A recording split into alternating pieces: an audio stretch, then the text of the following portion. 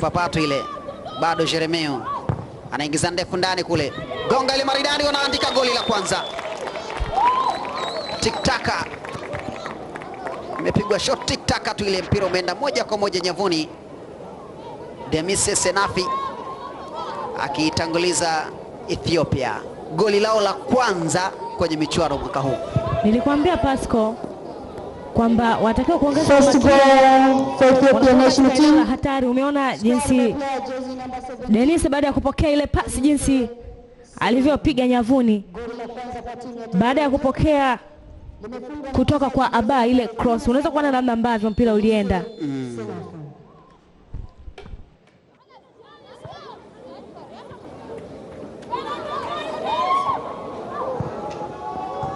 Goli la pili wakati huu likifungwa na kapteni Aba Shetai Sisei. Second goal for Ethiopia national team. Scored by player jersey number 10. Mchezaji hatari ambao anahitaji ulinzi wa Kapteni ambaye amefunga goli la pili. Namna ambavyo alitokea na kuingia nao ndani. Weka moja kwa moja.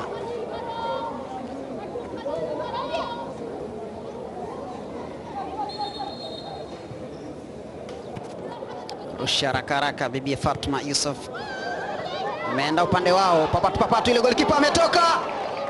Goli la tatu aliyeingia kipindi cha pili. Rahima Zerega akimpiga kanzu goalkeeper aliyeingia na yeye pia Sumeia Abdi. Goli la tatu kwa timu ya taifa ya Ethiopia. Unaweza kuona namna ambavyo mchezaji jezi namba 9 Rahima Zerega. Yeye alichokifanya hakutumia nguvu ya amekaa katika engo hili. Akauchop ule mpira na kuuachia kambani na kuandika goli la tatu, ile ambayo yalikuwa yakitokea mwanzo, maana walikuwa wanabutua tu na wanazidiwa nguvu.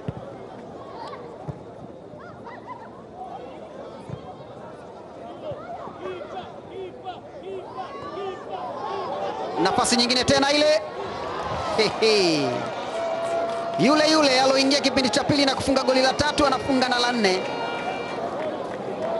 Sasa hii shughuli bini shughuli.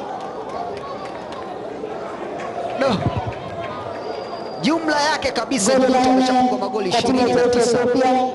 Bado goli moja tu afikie rekodi ya Zanzibar. Na makosa yanagharimu kwa sasa. Washambuliaji wa timu pinzani wa namna ya kukaba. Unaweza kuona ambavyo walikwenda ulinzi pale, lakini alionekana kuzidiwa. Golikipa na yeye akatoka. Free kick.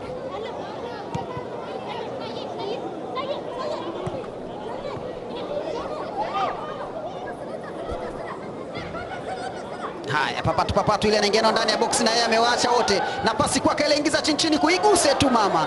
Imo. Wanafungwa goli la 30 hapa Djibouti kwenye michuano hii. Uwiano wa magoli 10 kwa mechi moja. Kwa kufungwa goli hili la 5 jumla ni magoli 30. Ukigawanya kwa 3 kila mechi wamefungwa goli 10 na sasa wamewakuta Zanzibar. Udhaifu ambao unaonyeshwa na safu ya ulinzi, walikuwa kwa 3 pale lakini amekwenda akawapita. Ikamkuta mchezaji Demise Senafi yuko katika nafasi nzuri na alichotakiwa kufanya ni hicho ambacho amekifanya na si vinginevyo. Kama kumbukumbu ya michuano hii kwake. Cheza uzuri sana kisigino kile. Ile tamu ile. Alikongota kisigino ile. Bado kaekewa tena 1-2 maridadi, umecheza nayo ile, atafanya nini? Ingiza ndani huku. Goli.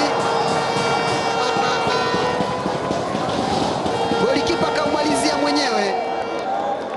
Sumeia Abdi. Umri nayo, ile tatizo la umri, analia. Alidharau ule mpira ambao ulipigwa.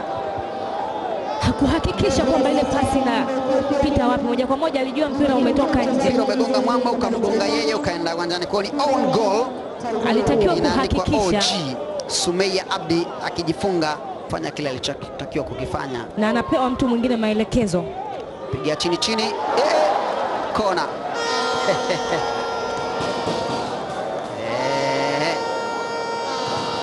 Kona wanapiga Ethiopia, piga ndefu ndani huku. Wiki hii ni wiki nzima kamili, siku zote 7 zimetimia, Jumatatu mpaka Jumapili, wakati huu ikiwekwa na kiungo mkabaji wa Ethiopia mwenye jezi nambari 2 Jeneme Worku akifunga goli la 7. Ilikuwa kijishuti tu kile, kimekwenda nje, kikipigwa na Haidebo Jenet. Ethiopia piga ndani huku, haya umeshishwa chini huku kwa Bogale, umerudishwa tena kwa aliyepiga kona, piga ndefu ndani kule, na mtoka golikipa. Goli la 8 na ni hat-trick akitokea kwenye bench, anapiga hat-trick Erehima Zerega. Erehima Zerega akifunga goli la 8, amefunga goli la 3, Unaweza kuona namna ambavyo Pasco mpira ulipigwa ukamkuta golikipa, tabia yake ile ile ya kutema mipira kama kawaida, akautema na ukamkuta golikipa katika nafasi nzuri, akamalizia na kufunga pale. Kwa dakika ambazo mwamuzi ameziongeza ni dhahiri zimekwisha. Naam, dakika 90 zimemalizika, mchezo kati ya Djibouti dhidi ya Ethiopia, kauli yangu ikiwa imesimama kwamba walau Djibouti wafungwe 7 au 8 zinawatosha, na kweli wameishia hizo 8 zimewatosha, na aloingia na kupewa kitambara ukapteni ameenda kumsaidia kuonesha kwamba hili ni jambo jema. Hiyo ndio fair play yenyewe ambayo inazungumzwa, na wenyewe pia wanashangilia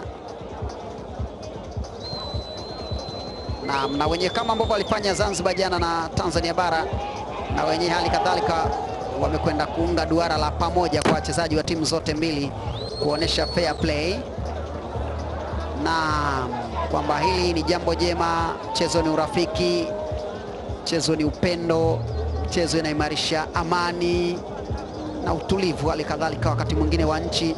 Najua kipindi fulani vita iwe inasimama kupisha mchezo, watu watazame kabumbu.